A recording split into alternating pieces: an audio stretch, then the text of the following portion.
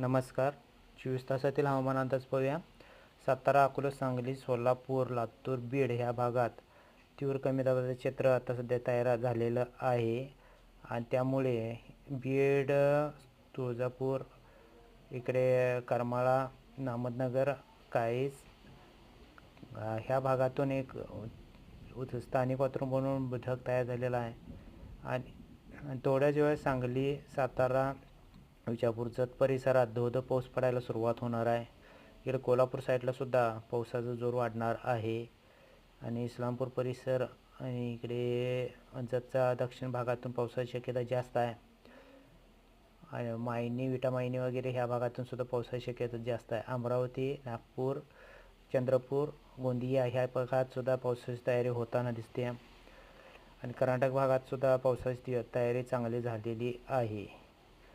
एकंदरीत जालना परिसर, जिंतूर परिसरामध्ये सुद्धा पावसाची तयारी चालू झालेली आहे.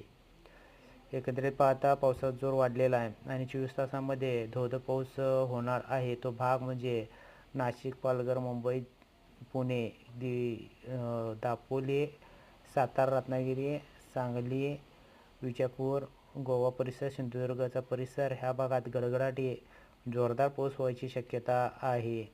रात्रीतून सुद्धा म्हणजे आज रात्रीतून सुद्धा पाऊस व्हायची शक्यता आहे. बीड, सोलापूर, अकलूज, विजापूर, छत्रपती संभाजीनगर, लोणार, अकोला, जळगाव, अमरावती या भागात सुद्धा मध्यम ते जोरदार पाऊस व्हायची शक्यता आहे. सोलापूर, अकलूजला मुसळधार पाऊस व्हायची शक्यता आहे.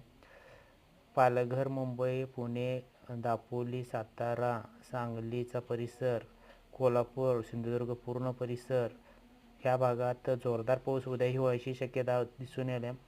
पुणे, अहमदनगर, सातारा, अकलूज, सोलापूर, विजयपूर, लातूर, बीड ह्या भागातसुद्धा जोरदार पाऊस व्हायची शक्यता दिसून येत आहे.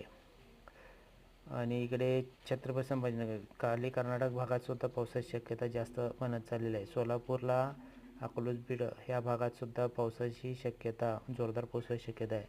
ह्या मॉडेलनुसार 24 तासात पुणे, दापोली, मुंबई, सातारा, अकलूज, सांगली, विजापूर, सिंधुदुर्ग पट्टा आणि इकडे नगर परिसर, बीड परिसर ह्या भागात जोरदार मेघगर्जनेसह पाऊस व्हायची शक्यता उद्याही आहे. नवीन असाल तर चॅनल सबस्क्राईब करून ठेवा. चॅनलला असेच नवीन यूट्यूब